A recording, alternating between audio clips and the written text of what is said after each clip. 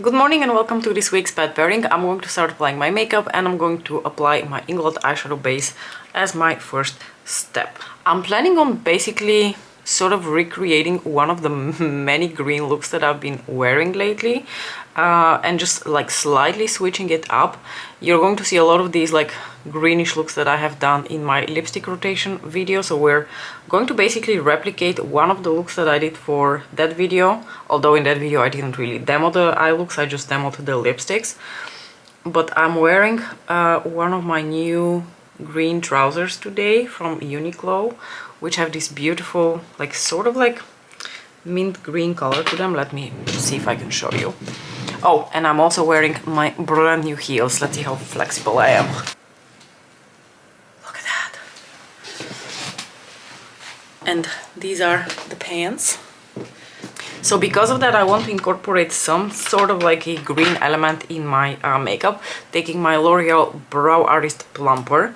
So I bought 2 new pairs of shoes, these like cream white ones with the shiny leather, and also a pair of mint green heels, which I think you can see behind me. Let's see.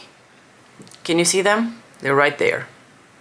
They are gorgeous and I can't wait to wear them. But it is back to gloomy, disgusting and really cold outside as we approach spring. It's getting colder in the Netherlands.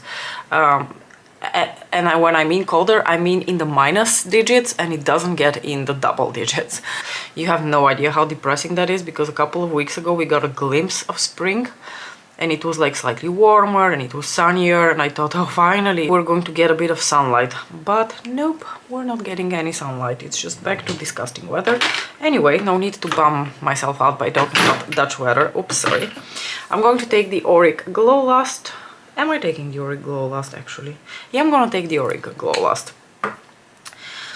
So yes, I am very excited to wear this pair of heels. But you know, as I've also mentioned in some of my previous videos, I've been trying to get back to my normal style of clothing, which would include shoes like this. But I'm still a little bit traumatized by the broken foot half a year ago. Like the shoes that I wore when I broke my foot, I look at them and first of all, I have them in 2 different colors, and the pair that I was wearing on the right shoe, there's like the leather has been damaged because of my, you know, impact with asphalt, unfortunately. But I don't want to throw them away, but I still cannot get over, you know, my trauma, and I don't want to wear them. I think I'm going to skip wearing them altogether this season. So I'm very excited but also a tiny bit nervous how this is going to go today. I'm taking the Pat McGrath Labs Sublime Skinnish Foundation. That thing just will not die. Every time I take out a little bit, I'm like, okay, finally maybe we're going to get to the point where nothing's coming out, because now when I do this, not always stuff is coming out. But also the really annoying part is that when it does, and that's been something that's been happening like since I got the foundation. It's not something that has to do with the fact that there's very little left in there, but it will like splash everywhere. So when you're squirting this foundation out, you need to be very careful. At least with my bottle I need to be very careful, because I have sprayed it all over my clothes a couple of times. Which, yeah, getting foundation out of your clothes, honestly, not the best idea. So anyway, I'm only going to be at work for a couple of hours because Nicola's teacher at school is sick today and they couldn't find a replacement. So Habs and I are alternating being with him at home today. So he's on morning duty and I will be on afternoon duty. So I think this is a perfect day to wear a new, like break in a new pair of heels. When I just will wear them for a couple of hours.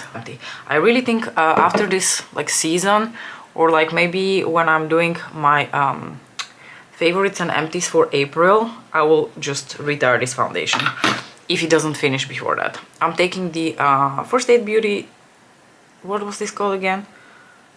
Bendy Avocado Concealer.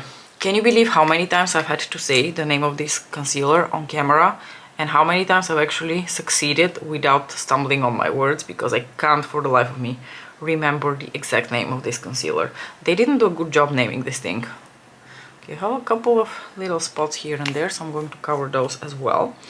Okay, so we talked about shoes. and I feel like we need to finish talking about The Last of Us. And just as a warning, there will be spoilers. So if you do not want The Last of Us to be spoiled for you, if you haven't seen it yet, then you need to either mute me or click away from this video until we have watched it, because I do want to talk about the ending of season 1, and it's impossible to do that without giving away spoilers. So this is your moment to click away. And now we can talk about that last episode that honestly, I really liked it. I really liked that sort of like morally and ethically controversial ending. I didn't know what to expect because I've never really like played the game. I didn't really read a lot about the game, so I know that people who played the game know about this ending and they were really curious how they're going to play it out in the TV show, but I feel like they've kept it pretty authentic to the game. I'm taking the Charlotte Tilbury Airbrush Flawless Finish Powder, and I really liked the ending because there were so many like little moments to unpack there. The moment when Joel had to decide what to do, what he did, how he handled it later by lying to Ellie. And I can tell you, if you ask any parent out there, I think they would tell you that what Joel did is what they would do as well. They would 100% protect their child, their progeny, their genes, than care about other people. I can tell you, I do not give a shit about other people or even other people's kids if my own child is in danger. And my own child being sacrificed for the good of other people, nope. And especially like if you are someone who already has a beef with humans, which Joel does, you know, he already suffered the loss of one daughter through sort of like human shittiness. I can tell you, that guy doesn't give a crap about the rest of humanity. I'm taking the Chanel Soleil Tendre Chanel bronzer. He basically only cares about Ellie at this point because finally he has a connection, like an emotional connection to someone, and it gives him a purpose in life. Because before that, he was kind of surviving because what else was he supposed to do? And he's already made plenty of morally questionable choices throughout, you know, that pandemic period. So to him, making such a decision was probably not very difficult. I think the only difficult part for him was lying to Ellie about it. And I think it was obvious from the way they played it out that Ellie sort of knows the truth. Deep down, I think she knows the truth. But I'm curious how they will play it out in the next season, whether it will hugely affect their relationship, because the matter of fact is a huge lie like this changes the dynamic, and it always will stand like a huge obstacle between the two of them. Like that pure affection and bond that they had created, I think that bond can never go back to its pureness anymore. Because I'm taking the Pure Color blush in 08 from Suku, which is a beautiful like peachy orangey shade. So yeah, I am very curious what you guys think about this episode and the ending, and what would you have done. One of my friends who is a huge fan of the game said that, you know, obviously that controversy or like that ending has sparked a lot of conversation already after the game was released. And the when they were doing like playing out the game for like test audiences, they conducted a survey, and apparently it turned out that out of the people that they asked, 100% of the parents 100% agreed that they would do exactly what Joel did, whereas the people who were not parents were kind of split half and half. So I think that's a very, very interesting, you know, aspect of the show, that it brings up this like very interesting moral dilemma. Let's just also stick with Suku for the highlighter. I'm going to take the melting powder highlighter in the shade 101, which was a summer limited edition release from last year. So I think that's pretty much all I wanted to say about The Last of Us. I am very excited to see season 2. I really loved the show. I loved everyone's performance in it, like award-worthy performances, especially from Bella Ramsey, obviously. And yeah, let's see how they play it out in the next season. I'm going to spritz my sponge with a little bit of Fix Plus to set my makeup and sort of like melt all the powders on my face better. And I also wanted to chat with you about Everything Everywhere All at Once. it's a movie, it's not a TV show. For those of you who sort of follow like the Oscars and the nominations for the Oscars and the buzz surrounding the best movies of the year, you probably have heard of Everything Everywhere All at Once. It was decorated with a lot of awards this year, including for male lead for Michelle Yeoh, making her the first Chinese actress to win an Oscar, which is amazing. Okay, I've zoomed you in and I'm briefly going to tell you what we're going to do for a look, and then we will continue chatting about the movie. Have you guys noticed that I haven't actually pulled out for Celestial Odyssey a lot this past season, which is a shame, so I figured we could revisit it in this video. I'm going to use my two favorite mattes, this one and this one, to just, you know, the usual spiel, outer corner and crease work. Then for my lid shade, I'm actually going to go into my Star Wars C3PO palette.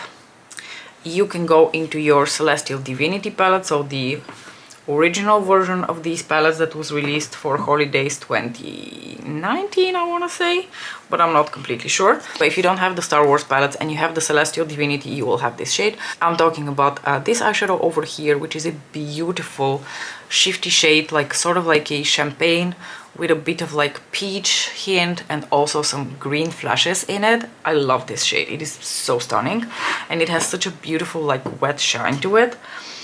And I'm going to go back then into the Celestial Odyssey palette, and I want to do this one here, the gorgeous, amazing and forever green perfection eyeshadow called something with Envy, Citrine Envy. So that's going to go in my inner corners, and I have this like vague feeling that maybe we've done a similar look for a pet pairing before, but I'm not sure.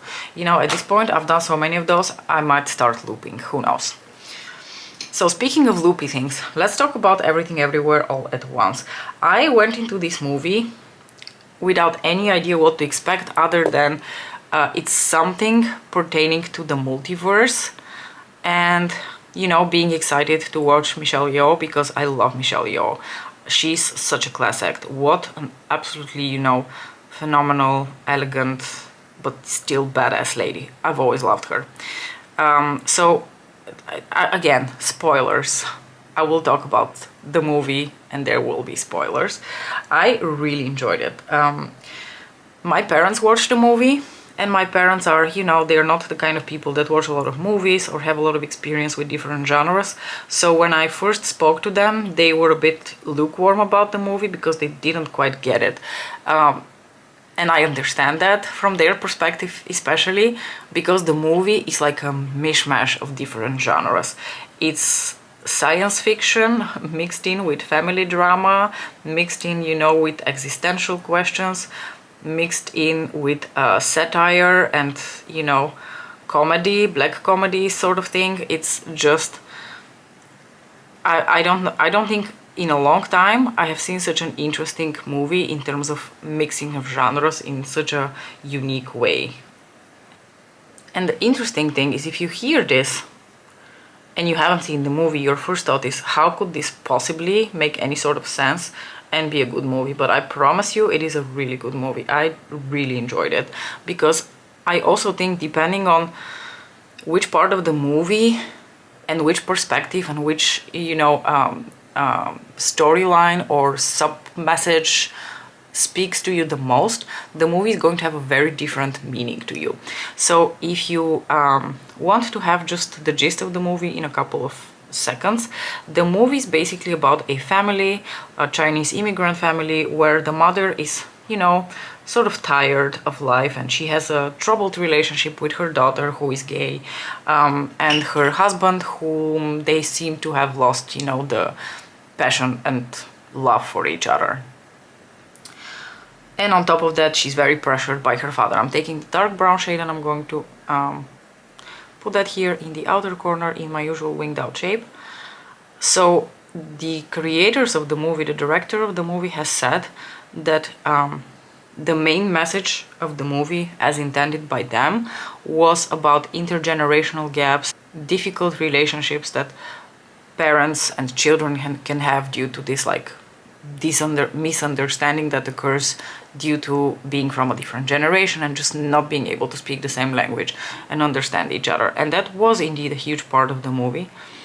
But and I will just speak for myself, because like I said, depending on what part of the movie like speaks to you the most, you're going to have different takeaways from it. Like, I am a young mom.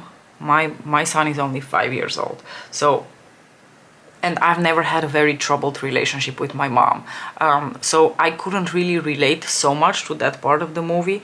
Yes, there are some, you know, intergenerational gaps existing between me and my parents, but nothing that has created so much conflict that I could relate to this movie. So the way I interpreted the movie was much more, you know, sciencey and philosophical, because that's the part that I really enjoy the most. So they take this concept from quantum mechanics, which is about the multiverse. I'm going to take a little bit of my NYX glitter glue now, and by no means do I even remotely understand what I'm about to tell you, but I will tell you, you know, what I understand from physics is the, you know, thought and explanation behind the possibility of a multiverse. Basically, the multiverse implies that you exist in all of your possible states. So every time you make a decision, and I actually think in physics that's not how the multiverse really works, but in movies that's usually how the multiverse works. So every time you take a decision in your life, there is a new, you know, universe being created with that decision you have made and all the subsequent ones. But I think when it comes to quantum mechanics, and that is a concept that is actually proven to exist, this idea of the multiverse is derived from quantum superposition, which only pertains to the very small, so the small particles that quantum physics deals with. And the idea is that quantum superposition is the idea that they basically exist in several states at once. So I'm going to take this shade now just on a shader brush to apply all over my lid. So these particles, that they can exist in all of their possible states at once until an observation is made, like they're measured experimentally, and at that point, you know, they take a certain state. This is the very basic, my brain can sort of comprehend it, idea that stands behind quantum superposition and the idea of the multiverse. So this idea of the multiverse comes from quantum superposition. Because of that, you know, very masochistic attraction that I have to these concepts, like really complex concepts from quantum mechanics. I really enjoyed the movie on that level, because even though I don't understand even 1% of what I just said, it really intrigues me and I love reading about it, and I love it when movies or TV shows incorporate these ideas in their stories. The same with Dark, the TV show Dark. I love the Dark majorly for the same reasons. And also because I've, you know, on occasions in my life when things have happened, I have thought about, you know, that maybe there is a version of Mariam out there who made different decisions. You know, maybe she never came to the Netherlands, maybe she never had Nikolai, you know, and I like to think about these things, you know, just from a philosophical perspective. I think I'm going to finish my lower lash line real quick by just applying the same two matte shades. So the lighter brown and the deeper brown, just running them on my lower lash here. Did you guys watch the movie? What did you identify with? I really enjoyed all the costumes and the makeup, especially of the lady who played Michelle Yeoh's daughter in the film.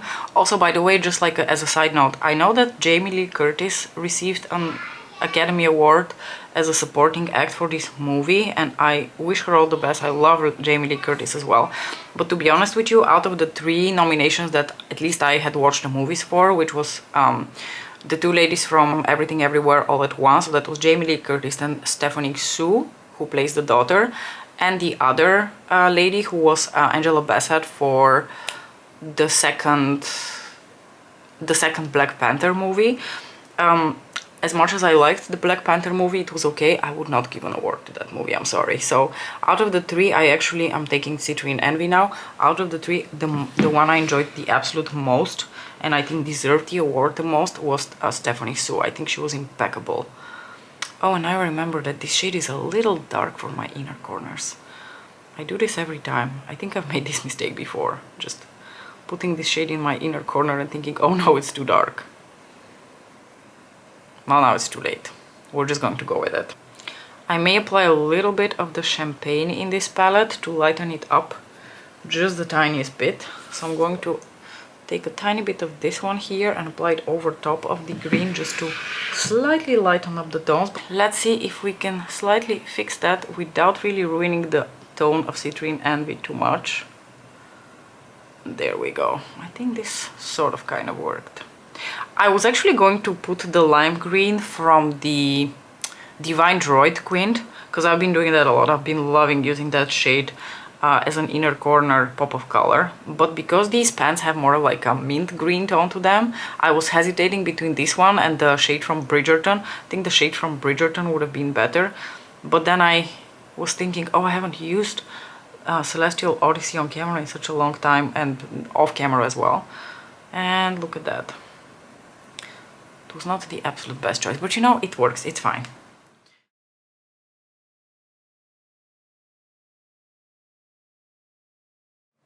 Okay, I gotta tell you, this look turned out a lot more dramatic than the one that I was wearing last week, and I wanna say my preference maybe goes out to the look that I was wearing last week. So perhaps we will come and revisit that specific look. But for now, I'm just going to wrap up the ramblings because I need to head to work to put out a little fire there. Just wanted to let you know that on my lips I have actually two colors from Urban Decay. One is the shade Fuel, which is a beautiful, like, nude orangey peach kind of color, like an apricot-y kind of color, and on top of that I have the color Juicy, and Juicy is more of like a sparkly topper kind of shade. I never really wear Juicy on its own.